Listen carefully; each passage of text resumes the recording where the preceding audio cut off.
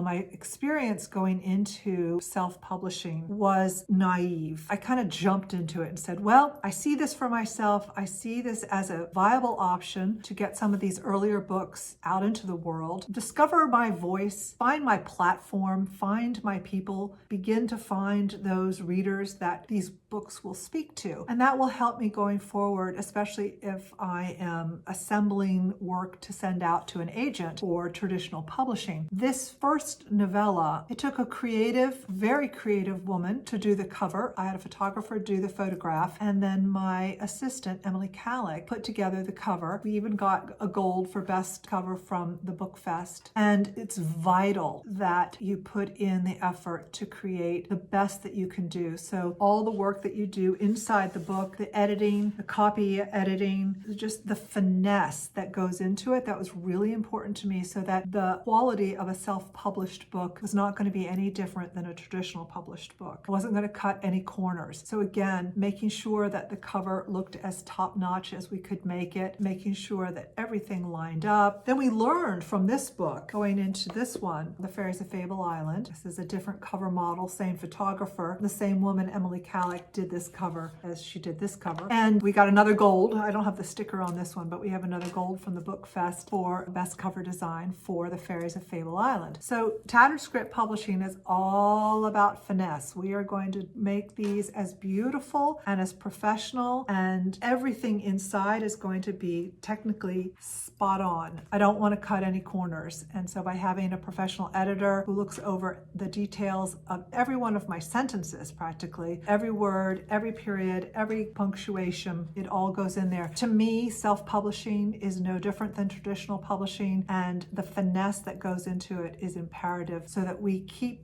self-publishing as a viable, important, contributing part of our publishing journey and our publishing offerings. That's a little bit more about these two books.